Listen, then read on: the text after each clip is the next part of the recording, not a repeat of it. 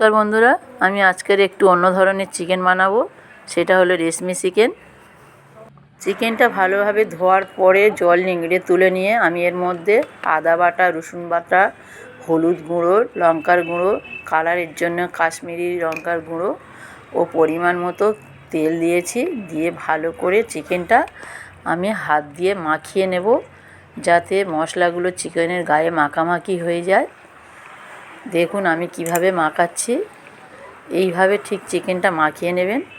চিকেনে আলু দেব, তাই আলু ভাজার জন্য আমি কড়াইতে তেল দিয়ে কেটে রাখা আলুগুলো পরপর ছেড়ে দিচ্ছি। আলুগুলো ভালো করে ভেজে নেব। ভাজার সময় অল্প নুন, হলুদের গুঁড়ো দিয়ে ঢাকা দিয়ে আলুটা আমি ভেজে নেব। চিকেনে আলু দিতে চাইলে সবসময় আলু ভালো করে ভেজে নিয়ে দেবেন, কাঁচা আলু দেবেন না। কাঁচা আলু দিলে তরকারির টেস্ট ভালো হবে না। এবং আমার আলুগুলো ভাজাভাজি হয়ে এসছে। আমি এইভাবে ভেজে আলুগুলো তুলে রেখে দেব। এবার আমি কড়াইতে তেল দিয়ে এর মধ্যে তেজপাতা, শুকনো লঙ্কা আর কেটে রাখা পেঁয়াজগুলো দিয়ে দিচ্ছি। এই শুকনো লঙ্কা দিলে বন্ধুরা তরকারি একটা আলাদা টেস্ট আসে। আর এবারে আমি এর মধ্যে দিয়ে দিয়েছি গোটা জিরে। তাই আমি মাখানো চিকেনগুলো আমি কড়াইতে দিয়ে দিচ্ছি, দিয়ে তারপরে নাড়তে থাকবো।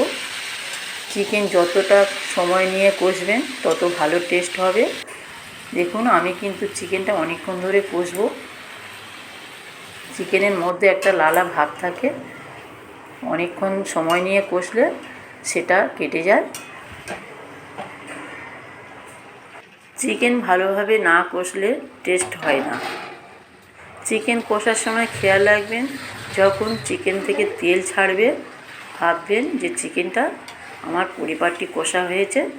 শুধু চিকেনটা ভালোভাবে কষে নিলে মশলাটা ভালোভাবে চিকেনের মধ্যে চলে যায়। আর আলুটা পরে দিয়ে আবার ভালো করে কষিয়ে নেবেন। দেখুন আমি আলু দিয়ে দিয়েছি। এইভাবে আমি আবার বেশ কিছুক্ষণ ধরে চিকেন আর আলু কষিয়ে নেব। চিকেনের মশলাগুলো আলুর মধ্যে যাবে, আলুটা তবে টেস্ট ভালো হবে। দেখুন আমার কত সুন্দর কালার হয়েছে, দেখতেও সুন্দর হয়েছে। আমার চিকেনটা কষা পরিপাটি হয়েছে। আপনারা ঠিক এইভাবে কষে নেবেন। আমি কষার আগে এর মধ্যে একটু সামান্য পরিমাণে চিনি দেব, যাতে চিকেনটা একটু মিষ্টত্ব ভাব হয়। দেখুন আমি চিনি দিয়ে দিয়েছি, দিয়ে আবার কিছুক্ষণ ধরে কষে নেব। এর মধ্যে এবার আমি পরিমাণ মতো জল দেব।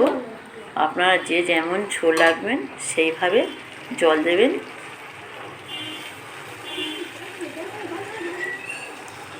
দেখুন বন্ধুরা চিকেনটা কিন্তু কষতে কষতে অনেকটাই পরিমাণে সিদ্ধ হয়ে গেছে, তাই জল বেশি দেওয়ার দরকার নেই। আমার চিকেন ফুটছে। আমার রান্নাঘরে জানলা দিয়ে রোদ পড়ছে, তাই চিকেনটা একটু সাদা সাদা দেখতে হয়েছে। দেখুন বন্ধুরা এখানে আমি গোটা গরম মশলা ইউজ করব।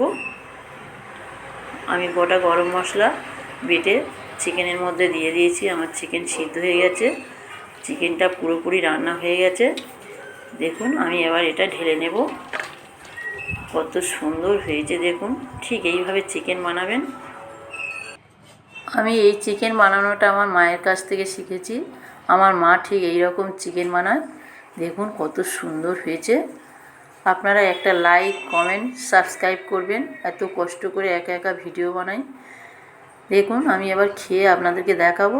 সত্যি চিকেনটা যত সুন্দর দেখতে হয়েছে তত সুন্দর খেতে হয়েছে, টেস্টি হয়েছে।